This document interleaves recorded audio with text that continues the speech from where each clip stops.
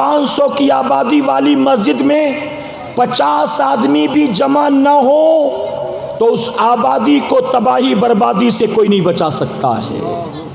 یہ آج جو مصیبتیں سر پہ آ کے ٹوٹی ہیں، آج جو تمہیں تمہارے ہی ملک سے نکالنے کے منصوبے ہیں، آج جو تمہاری تباہیوں بربادیوں کے سامان اکٹھے کیے جا رہے ہیں، آج جو تمہیں شہر بدر کرنے کی سازشیں رچی جا رہی ہیں، آج جو تمہاری آبروئیں لوٹی جا رہی ہیں، آج جو تمہیں دہشت گرد کہہ کہہ کر جیلوں میں ٹھونسا جا رہا ہے، آج جو تمہیں بدنام کیا جاتا ہے، ان ساری چیزوں کے پیچھے کیا ہے؟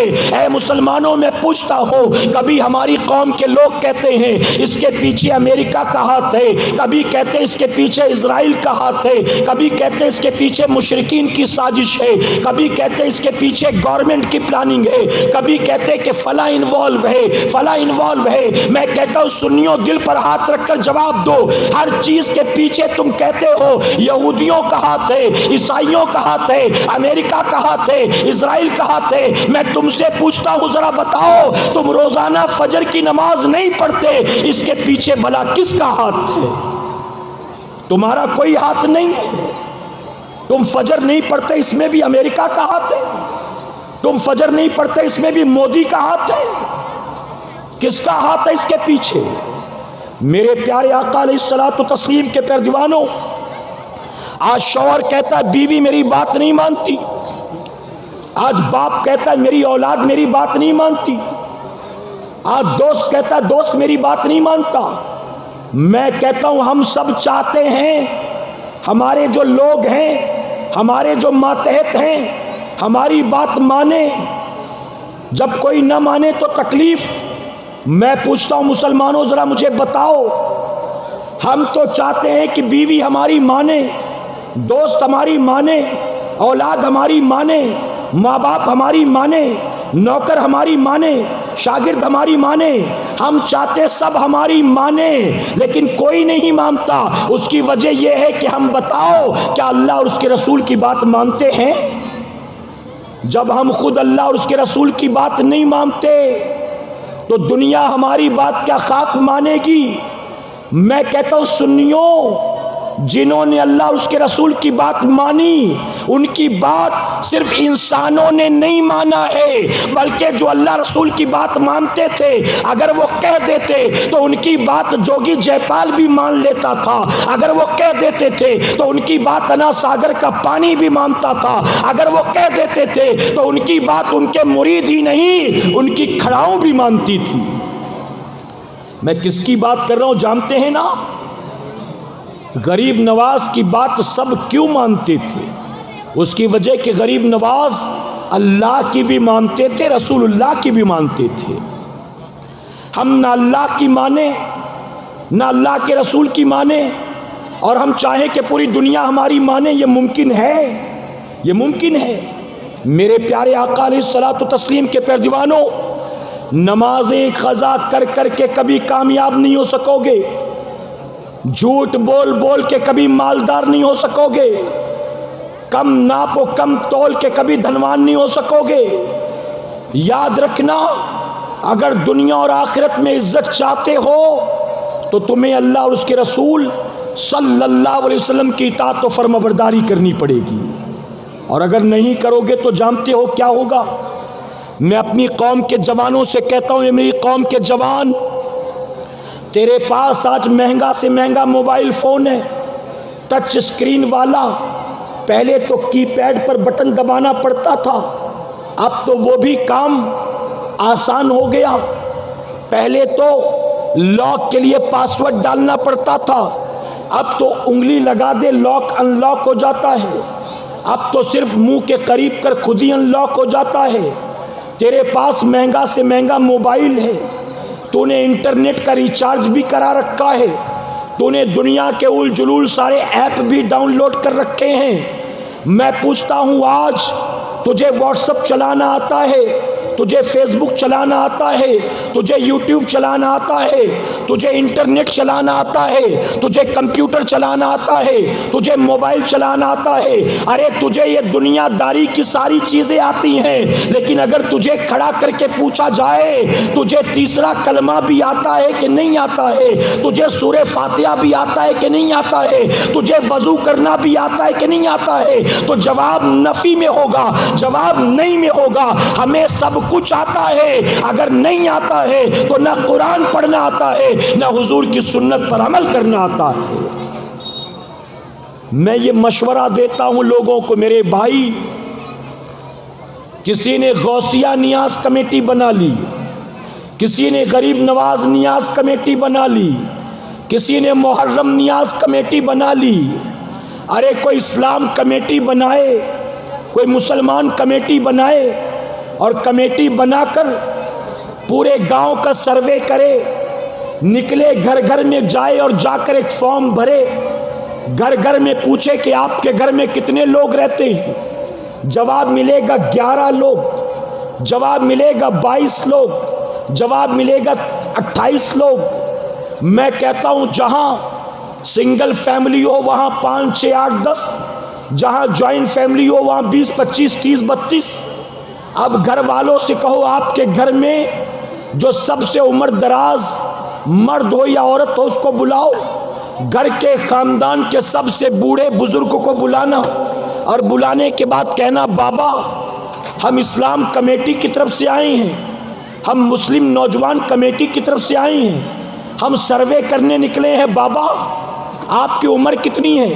جواب ملے گا 68 سال۔ آپ کا نام کیا ہے؟ آپ کی کوالیفیکیشن کیا ہے؟ آپ نے زندگی بھر کام دھندا کیا کیا ہے؟ آپ کے بیٹے کتنے، بیٹیاں کتنا؟ یہ ساری چیزیں اس کی پرسنل لائف کی بھرنا، اور بھرنے کے بعد کہنا بابا یہ ذاتی زندگی کے بارے میں نے پوچھ لیا، اب 2 4 سوال اور ہیں، آپ ذرا بتا دیں آپ کی عمر 68 سال، آپ کے 3 بیٹے 4 بیٹیاں، آپ کے اتنے پوتے اتنی نواسیاں، آپ نے زندگی بھر یہ کام کیا، آپ نے 3 مکان بنا لیا، آپ نے بچوں کو خوب پڑھا لکھا لیا، اب بابا آپ مجھے ذرا 5 کلمہ پڑھ کر سنائیے، اول کلمہ کون سا ہے بتائیے، یہاں ٹک کرنا ہے، دوم کلمہ کون سا بتائیے، ٹک کرنا ہے، تیسرا کلمہ کون سا بتائیے، ٹک کرنا ہے۔ میں کہتا ہوں جب اس سے کہیں گے کہ بابا 5 کلمہ پڑھ کر بتائیے، تو جو زندگی بھر دنیا کماتا رہا، جو 7 8 بچوں کا باپ بن گیا، ارے جو دادا نانا بھی بن چکا، جس نے دکان مکان سب کچھ بنا لیا، 68 سال کا ہو گیا، جسے پتا ہے کہ اب جوانی نہیں آنا، اب بچپنا نہیں آنا، اب تو قبر ہی میں جانا ہے، پتہ نہیں کب اسرائیل سے ملاقات ہو اور روح نکالی جائے، اس 68 سال کے بوڑھے سے بھی پوچھو گے تو 5 کلمہ اس کو یاد نہیں ہوگا۔ غلط تو نہیں کہہ رہا میرے بھائی؟ اب بتائیے یہ کلمہ قبر میں یاد کرے گا؟ منکر نکیر یاد کرائیں گے کلمہ آ کر؟ یاد کرے گا تو کب یاد کرے گا؟ اب جسے 5 کلمہ نہیں یاد، بتائیے اس کو غسل کا طریقہ آتا ہوگا، وضو کا طریقہ آتا ہوگا؟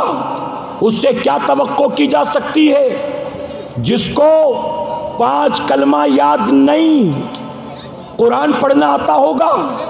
میرے پیارے آقا علیہ الصلوۃ والتسلیم کے پیروانوں، بے پڑھے لکھوں کی جاہلوں کی بات نہیں کرتا، پڑھے لکھے کی مثال دیتا ہوں میں آپ کو۔ میری بات سمجھ میں آ رہی نا آپ کے؟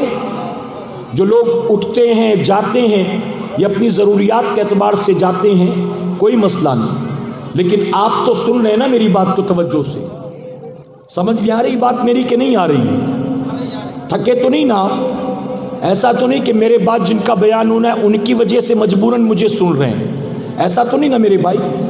میری بات سن رہی ہے نا؟ ماشاءاللہ، ذرا ایک بار سبحان اللہ کہہ دیں۔ اللہ خوش رکھے، اللہ آپ سب کو برکت عطا فرمائے۔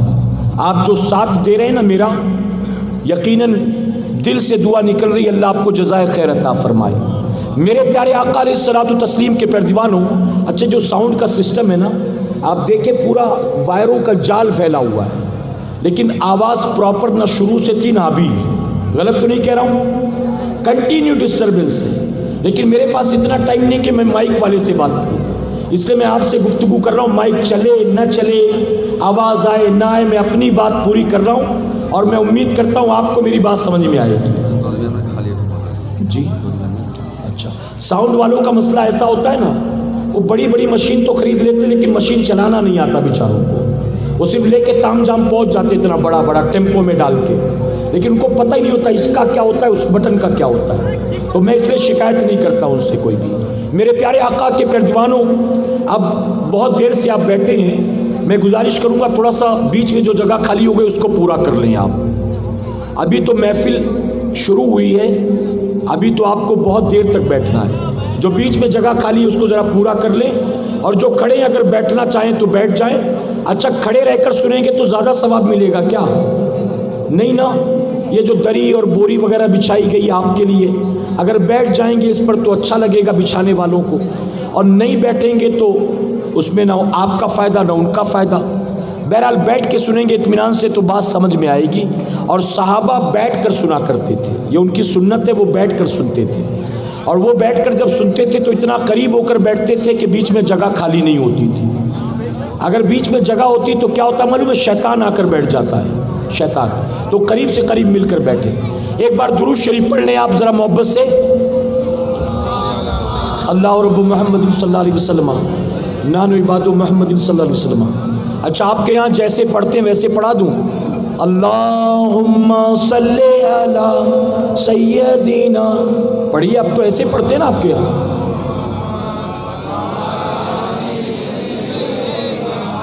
لانا محمد صلی اللہ علیہ وسلم. جزاک اللہ، اللہ جزائے خیر عطا فرمائے آپ کو. میرے پیارے آقا علیہ الصلوۃ والتسلیم کے پیروانوں، تو میں عرض کر رہا تھا اگر گھر گھر جا کر سروے کیا جائے تو پتہ چلے گا اکثریت ایسی ہوگی جن کو کلمہ بھی یاد نہیں ہوگا. غلط تو نہیں کہہ رہا ہوں؟ بتائیے. میں آپ کو بتاؤں، ہمارے ایک ساتھی ہیں، مبلغ ہیں، ہمارے بہت سینئر ہیں. وہ میت کو غسل دیتے، کاروبار نہیں ہے ان کا، پیشہ نہیں ہے، بس نیکی سمجھ کر وہ میت کو غسل دیتے ہیں. وہ کہتے ہیں کبھی کبھی ایسی میت بھی آتی ہے کہ جس کو دیکھ کر یہ محسوس ہوتا ہے کہ اس نے زندگی پر کبھی بھی زیر ناف کے اور بغل کے بالوں کو صاف ہی نہیں کیا ہے. زیر ناف کے نیچے کے اور بغل کے بالوں کو اس نے کبھی صاف ہی نہیں کیا. ایسی میت بھی آتی ہے مسلمان کی، آپ سوچیں. اور میں بمبئی جیسے شہر کی بات کر رہا ہوں، تو گاؤں دیہات میں لوگ کتنا واقف ہوں گے، جبکہ 40 دن کے اندر اس کو صاف کرنا ضروری ہے. اگر 40 دن تک صاف نہ کیا تو وہ ناپاک رہے گا اور یہ عمل حرام میں شمار ہے.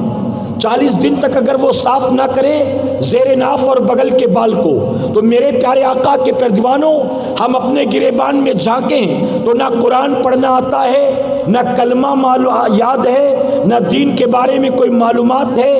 ہاں لیکن ایک بات کہوں گا، شادی میں کون کون سی رسمیں ہیں یہ سب جانتے ہیں. میت ہو جائے تو کیا کیا کرنا ہے یہ سب جانتے ہیں. منگنی میں کیا کرنا، ولیمے میں کیا کرنا، جہیز میں کیا کرنا، رخصتی میں کیا کرنا، یہ سب کو معلوم ہے. لیکن سب کو معلوم نہیں تو یہ نہیں معلوم راستے پر چلنے کی سنت کیا، کھانا کھانے کی سنت کیا، استنجا خانے میں جانے کی سنت کیا، بازار میں جانے کی سنت کیا. ہمیں وہ نہیں معلوم کہ جسے معلوم کرنا ضروری ہے. اور ہم نے وہ چیزیں معلوم کر رکھی ہیں کہ جو ہندوانہ رسمیں ہیں، جن کا جاننا ضروری بھی نہیں ہے، جن پر عمل کرنا ضروری بھی نہیں ہے، لیکن اس پر پابندی اور سختی سے عمل ہے. میرے پیارے آقا علیہ الصلوۃ والتسلیم کے پیارے دیوانوں، ایک ڈاکٹر صاحب بہت مشہور ڈاکٹر تھے. ان کا 65-66 سال کا بوڑھا باپ ڈاکٹر بیٹے کی تعریف کرتے تھکتا نہیں تھا. میرا بیٹا اتنا بڑا ڈاکٹر ہے، اتنا بڑا ڈاکٹر ہے، اس کے پاس امریکہ لندن کی ڈگری. میرے بیٹے کو دنیا کے بڑے بڑے اسپتالوں سے بلایا جاتا ہے، جس مریض کو کوئی ہاتھ نہ لگائے اس کا علاج میرا بیٹا کرتا ہے، جس کا آپریشن کوئی نہ کر سکے اس کا آپریشن میرا بیٹا کرتا ہے۔ بوڑھا باپ اپنے ڈاکٹر بیٹے کی تعریف کرتے تھکتا نہیں تھا، لیکن جب اسی بوڑھے باپ کا انتقال ہوا، جنازہ تیار کر کے سامنے رکھا گیا، لوگ آ کر صفیں لگا کر کھڑے ہو گئے، پہلی صف میں وہ سرجن بیٹا بھی کھڑا تھا۔ امام صاحب نے پوچھا اجازت ہو تو نماز شروع کی جائے؟ سرجن بیٹے نے جواب دیا اجازت ہے پڑھائیے۔ اب اس سے پہلے کہ امام صاحب نماز شروع کرتے، جانتے ہو سرجن بیٹے نے کیا کیا؟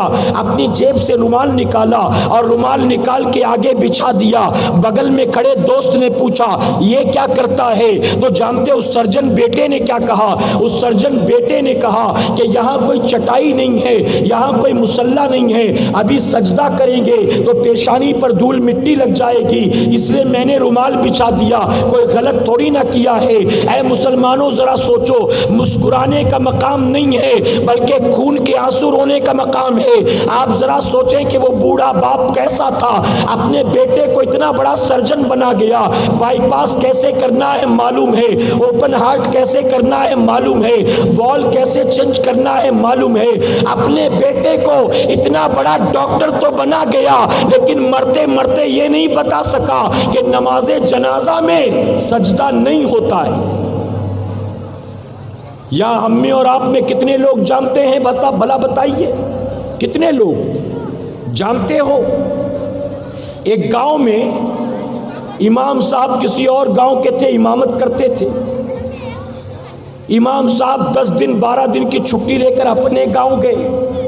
اب امام صاحب کے جانے کے بعد ابھی 2-3 دن گزرے تھے کہ گاؤں میں کسی بزرگ کا انتقال ہو گیا۔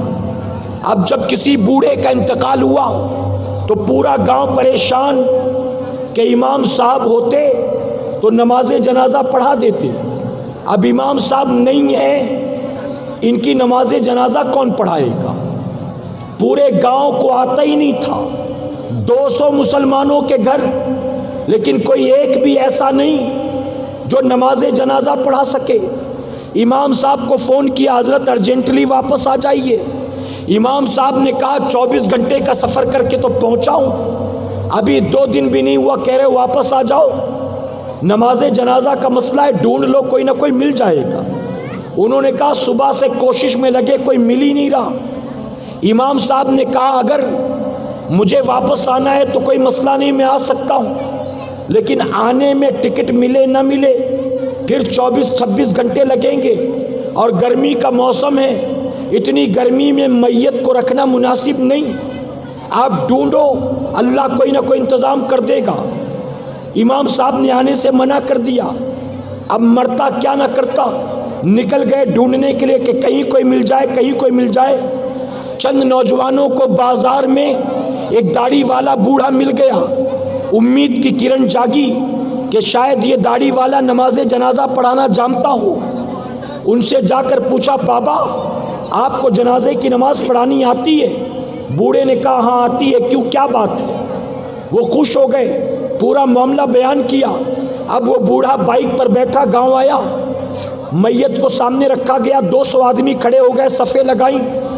اب اس نے اجازت لی، نماز جنازہ پڑھانی شروع کی۔ آپ نے بھی پڑھی ہوگی، آپ مجھے جواب دیں نماز جنازہ میں زیادہ سے زیادہ کتنا ٹائم لگتا ہے؟ کتنی دیر لگتی ہے نماز جنازہ پڑھنے میں؟ آپ بتائیے۔ 5 منٹ، زیادہ سے زیادہ کتنا؟ اس گاؤں میں میت ہی نہیں ہوئی کہ کسی کا، سب امرت پی کے آئے ہیں۔ کبھی نماز جنازہ پڑھی ہے کہ نہیں پڑھی؟ جواب دیجئے، تو پھر جواب دیا کریں آپ۔ زیادہ سے زیادہ، میں نے زیادہ کہا 5 منٹ، حالانکہ اتنا بھی نہیں لگتا، 2, 2.5, 3 منٹ لگتا ہے، اتنا ہی نا۔ اب وہ جب بابا نماز پڑھانے کھڑا ہوا، 5 منٹ ہو گئے، 10 منٹ ہو گئے، 15 منٹ ہو گئے، نماز کا مکمل ہونا دور کی بات، ایک تکبیر بھی آگے نہیں بڑھی۔ اچھا نماز جنازہ میں آپ کی توجہ یہاں دیجیے، آپ یہاں کنسنٹریٹ کریے، میں اس سب چیزوں کی طرف دیکھتا ہی نہیں ہوں، میں تیزی سے آگے بڑھ کر اپنی بات آپ کے سامنے رکھنا چاہتا ہوں، ٹھیک ہے؟ سمجھ میں آ رہی میری بات آپ کو؟ درود شریف پڑھنے ایک مرتبہ اللہ رب محمد صلی اللہ علیہ وسلم نحن عباد محمد صلی اللہ علیہ وسلم۔ میرے پیارے آقا علیہ الصلوۃ والتسلیم کے پیروانوں، دیکھیے مائک وائک سیٹ کرنا کس کا کام ہے؟ یہ انہی کا کام ہے نا، لیکن میں نے 3 بار اٹھایا تھا، یہ آئے ایک بھی بار نہیں آئے۔ پیسے کا تقاضا پورا ہوگا لیکن جو ان کا کام ہے وہ پورا خود نہیں کریں گے، وہ مولانا مائک ٹھیک کر لیں گے، ان کو کرنا چاہیے۔ ایک بار اور درود شریف پڑھ لیں آپ، اللہم صلی علی محمد و آلہ الف الف مرہ۔ میرے پیارے آقا علیہ الصلوۃ والتسلیم کے پیروانوں، اچھا چھوڑیے، بہرحال مجھے کوئی تکلیف نہیں ہے، ایسے تجربے ہوتے رہتے زندگی میں۔ تو وہ نماز جنازہ میں 4 تکبیر ہوتی ہے، کتنی ہوتی ہے؟ 4۔ اب جب وہ بابا جی کھڑے ہوئے نماز پڑھانے، 15 منٹ ہو گیا، ایک تکبیر بھی آگے نہیں بڑھی۔ اب لوگ پریشان کہ کیا کر رہے ہیں، پاگل واگل دیوانہ تو نہیں ہے، پتہ نہیں کیا کر رہا ہے، اتنا ٹائم تو نہیں لگتا، یا نماز اس کی مکمل ہی نہیں ہو رہی۔ 20 منٹ کے بعد دوسری تکبیر ہوئی، لوگوں کو تھوڑا اطمینان ہوا کہ چلو گاڑی آگے تو بڑھی۔ اب پھر لوگ انتظار میں 5 منٹ، 10 منٹ، 15 منٹ، آدھا گھنٹہ ہوا۔ آدھے گھنٹے کے بعد تیسری تکبیر۔ نماز جنازہ پڑھاتے پڑھاتے 2 گھنٹے ہو گئے۔ 2 گھنٹے کے بعد سلام پھیرا، لوگ آگ ببولا، لوگ تھک گئے، پسینہ بہہ رہا ہے، پریشان، کیا کر رہا ہے، کہاں پھنس گئے۔ 2 گھنٹے کے بعد جب سلام پھیرا، کچھ لوگوں نے غصے میں گریبان پکڑ لیا، پاگل ہے تو، دیوانہ ہے تو، کئی 2 گھنٹے لگتے نماز جنازہ میں، کیا کر رہا تھا؟ تو جانتے ہو بابا جی نے کیا کہا؟ بابا نے کہا کہ ہاں نماز جنازہ میں 2-3 منٹ ہی لگتا ہے، میں بھی جانتا ہوں، لیکن یہاں زیادہ ٹائم کیوں لگا جانتے ہو؟ اس کی وجہ کہ میں نے ایک آدمی کی نماز جنازہ نہیں پڑھائی، میں نے 201 آدمی کی نماز جنازہ پڑھا دی۔ میں تم سب کی بھی پیشگی پڑھا کے جا رہا ہوں۔ اب کوئی نہ ملے تو کوئی مسئلہ نہیں ہے، پہلے سے پڑھا دیا میں نے، تم میت دفن کر دینا۔ آپ ذرا سوچیں کہ یہ حال ہے۔ میرے پیارے آقا علیہ الصلوۃ والتسلیم کے پیروانوں، اگر مؤذن صاحب بیمار ہو جائیں تو اذان دینے والا کوئی نہیں ملتا، امام صاحب بیمار ہو جائیں تو ایک وقت کی نماز پڑھانے والا کوئی نہیں ملتا۔ یہ حال ہے ہمارا اور آپ کا۔ تو میرے پیارے آقا علیہ الصلوۃ والتسلیم کے پیروانوں، اپنے دین کو سیکھنے کی کوشش کریں کہ انشاءاللہ ہمارے پاس موبائل ہے، انٹرنیٹ ہے، وائی فائی ہے، رات بھر پب جی کھیلتے ہیں، ٹک ٹاک پر ویڈیو بناتے ہیں۔ آج ہماری قوم کا نوجوان رات بھر یوٹیوب پر گندی گندی فلمیں دیکھتا ہے، گندے گندے گانے سنتا ہے، رات بھر ڈرامے دیکھتا ہے، گندی گندی تصویریں بناتا ہے۔ آپ ذرا سوچیں کہ اس کا انجام کیا ہوگا۔ اے سرکار مدینہ علیہ الصلوۃ والتسلیم کے پیروانوں، اگر اللہ نے آنکھ دی ہے، یہ آنکھ اللہ کی نعمت ہے، اللہ نے زبان دیا ہے، یہ زبان اللہ کی نعمت ہے، اللہ نے ہاتھ دیا ہے، یہ ہاتھ اللہ کی نعمت ہے، اللہ نے پیر دیا ہے، یہ پیر اللہ کی نعمت ہے۔ اللہ نے جتنی نعمتیں دی ہیں، اللہ قیامت میں ہم سے ایک ایک نعمت کا حساب لے گا۔ اگر ہم نے آنکھوں سے گندی تصویریں دیکھا ہے، ہم قیامت میں اس کے جواب دے ہوں گے۔ اگر ہم نے فلمیں دیکھا ہے، اللہ قیامت میں حساب لے گا۔ ہم نے سیریل دیکھا ہے، اللہ قیامت میں حساب لے گا۔ اگر جھوٹ بولا ہے، اللہ قیامت میں حساب لے گا۔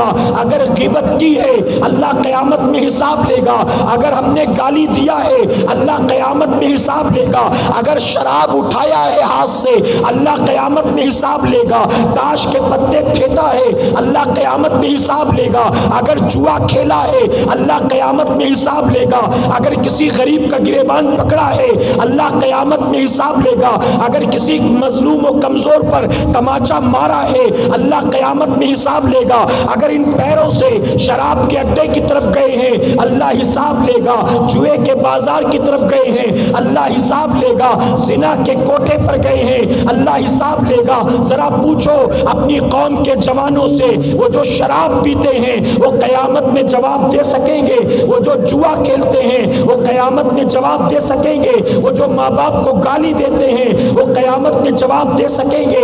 اے سرکار مدینہ کے پیارے دیوانوں، جب قیامت میں اللہ ان نعمتوں کا حساب لے گا ہم سے جواب نہیں بن پڑے گا، پھر نتیجہ کیا ہوگا، پھر انجام کیا ہوگا؟ زندگی بھر اللہ رسول کی نافرمانی اور بغاوت کی وجہ سے ہم کو جہنم کا ایندھن بنا دیا جائے گا۔ نعرہ تکبیر، نعرہ تکبیر، اللہ اکبر، جیسے سورۃ النبی، یا رسول اللہ، جیسے سورۃ النبی۔ یا رسول اللہ۔ دوستو قریب قریب آ جائیے، راستہ میں لوگ کھڑے ہیں، ماں بہنوں کے آنے جانے کے لیے دقت ہو رہا ہے، قریب قریب آ جائیے تاکہ مولانا کو بیان کرنا اور پیش آئے۔ اب وہیں کے وہیں بیٹھے، ایک آدمی ہلا بھی نہیں۔ تھوڑا سا قریب آ جائیں میرے بھائی، بہت پیار سے مولانا صاحب نے کہا ہے، میں بھی گزارش کرتا ہوں۔ اب دیکھیے سب سے بڑا مسئلہ یہ نہ بتایا حضرت نے، مجھے نہیں معلوم تھا کہ عورتوں کے آنے جانے میں دقت ہو رہی ہے، تو ہم کسی کے راستے کا روڑا اور رکاوٹ نہیں بنے، اس کا خیال رکھیں، اور درمیان میں جگہ خالی ہے تو اس کو پورا کر لیں۔ نہیں کریں گے تو شیطان بیٹھے گا اور پھر سنیں گے لیکن بات سمجھنے نہیں دے گا، وہ سمجھ میں نہیں آئے گی، اس لیے قریب سے قریب بیٹھا کریں کہ انشاءاللہ۔ ایک مرتبہ پورا مجمع ذرا سبحان اللہ کہہ دے۔ اچھا آپ چٹکلے سننا چاہتے ہیں کیا؟ آپ چاہتے ہیں کہ چٹکلا سناؤں میں آپ کو، ہنساؤں، ہنسی ٹٹا کریں؟ بتائیے۔ نہیں نا، میں اتنی دور سے سفر کر کے چٹکلے سنانے نہیں آیا میرے بھائی، لطیفوں کے لیے جلسہ نہیں کیا جاتا ہے، لطیفوں کے لیے نہیں، تو اسی لیے آپ بیٹھیں اور سننے کی کوشش کریں۔ اب میں اپنی گفتگو سمیٹ رہا ہوں، مجھے جو وقت دیا گیا تھا مکمل ہونے کے قریب ہے، اور میں اپنی گفتگو کو سمیٹنے چلا ہوں۔ اجازت ہے آپ کی؟ ساتھ دیں گے انشاءاللہ؟ جانتے ایک بزرگ ہیں، یہ بہت غور سے سنیے گا، ایک بزرگ ہیں، ان کا نام ہے مسلم بن عامر۔ مسلم بن عامر یہ بزرگ، مسلم بن عامر یہ بزرگ جو ہیں، ایک مرتبہ بیٹھے بیٹھے ان کو خیال آیا کہ چلو قبرستان میں جاتے ہیں، جو قبر کھودنے والا بوڑھا ہے اس سے ملاقات کرتے ہیں اور ذرا قبروں کے بارے میں اس سے کچھ سوال کرتے ہیں۔ توجہ دیں آپ یہاں، میں آخرت کی یاد دلانے چلا ہوں آپ کو، قبروں کا حال بتانے چلا ہوں آپ کو۔ آپ نے کہا چلیں اس بوڑھے سے ملیں اور کچھ قبروں کے بارے میں اس سے سوال کریں۔ جا کر کہا بابا آپ مجھے بتائیں، آپ نے زندگی بھر کوئی اور کام کیا ہے یا صرف قبر کھودی؟ تو انہوں نے کہا کہ میرے باپ دادا پردادا سب قبر ہی کھودتے تھے اور میں نے بھی زندگی بھر قبر ہی کھودا ہے۔ تو بزرگ نے کہا کہ مجھے کوئی ایسی بات بتائیں جو غیر معمولی ہو، جو آپ کو بلائے نہ بھولتی ہو، ایسی بات بتائیں۔ تو بزرگ نے، قبر کھودنے والے نے کہا میں نے کچھ ایسی باتیں دیکھی ہیں زندگی میں کہ جو لگتا ہے کہ کلی کی بات ہے، جو باتیں بلائے نہیں بھولتی۔ کہا بتائیں مجھے کیا بات ہے؟ تو اس قبر کھودنے والے نے کہا کہ میری عادت ہے کہ میں روزانہ نماز فجر کے بعد قبرستان آتا ہوں اور قبر کھودنا شروع کر دیتا ہوں، اور میں 2-3 قبریں تیار کر کے رکھ دیتا ہوں۔ جب لوگ آتے ہیں میت لے کر تو ان کے ہاتھوں قبر بیچ دیتا ہوں، میرا یہ کام ہے۔ یعنی میت کے آنے کا انتظار نہیں کرتا، پہلے سے قبر ریڈی رکھتا ہوں۔ میں فجر کی نماز کے بعد اپنے کام پر لگا، میں نے قبر کھودنی شروع کی۔ ایک قبر میں نے 2 گھنٹے کے اندر کھود ڈالی، اس کے بعد دوسری قبر کھودنے لگا، 1.5-2 گھنٹے میں دوسری قبر بھی کھود دی۔ پھر میں نے کہا تیسری قبر کھود لوں، دھوپ زیادہ ہو جائے اس سے پہلے کام پورا کروں، پھر فریش ہوؤں گا، دسترخوان پر بیٹھ کر جو ٹفن لایا ہوں، کھانا لایا ہوں کھاؤں گا، پھر میت کے آنے کا انتظار کروں گا۔ کہتے تیسری قبر میں نے کھودنا شروع کیا، 2 قبر کھود چکا تھا، تکلیف نہیں ہوئی، لیکن تیسری قبر جب میں کھودنے لگا، جیسے جیسے قبر گہری ہوتی جاتی ویسے ویسے یوں لگتا جیسے قبر میں سے آگ کی لپٹیں نکل رہی ہیں، گرمی محسوس ہونے لگی۔ وہ کہتے میں کچھ دیر بیٹھتا، سستاتا، آرام کرتا، پھر قبر کھودتا، پھر رکتا، پھر قبر کھودتا۔ کہتے جیسے جیسے قبر گہری ہوتی ویسے ویسے مجھے قبر سے آگ کی شدت محسوس ہوتی۔ کہتے میں نے 3 قبریں کھود لی، اس کے بعد میں بیٹھا ہاتھ منہ دھو کر ایک پیڑ کے نیچے اپنی روٹی بیٹھ کر کھانے والا تھا، اتنے میں قبرستان میں نے دیکھا 2 گھڑ سوار آئے، آنے والوں کے گھوڑے سفید رنگ کے تھے، ان کے لباس بھی سفید تھے، ان کے چہرے بھی سفید تھے، ان کی داڑیاں بھی سفید تھی۔ کہتے 2 نورانی چہرے والے بزرگ آئے، آنے کے بعد دونوں گھوڑے سے نیچے اترے، میں حیران تھا کہ یہ دونوں کون ہیں، میں ان کو دیکھ رہا تھا، وہ دونوں آئے گھوڑے سے نیچے اترے اور دونوں قبر کے پاس آئے۔ آنے کے بعد ایک آدمی نے، ایک نورانی چہرے والے نے قبر کا چکر لگایا، دوسرا کھڑا تھا ہاتھ میں پین پیپر لے کر، اور اس کے بعد جس پہلے نے چکر لگایا تھا، چکر لگانے کے بعد کہا لکھو، دوسرے نے کہا کیا لکھوں؟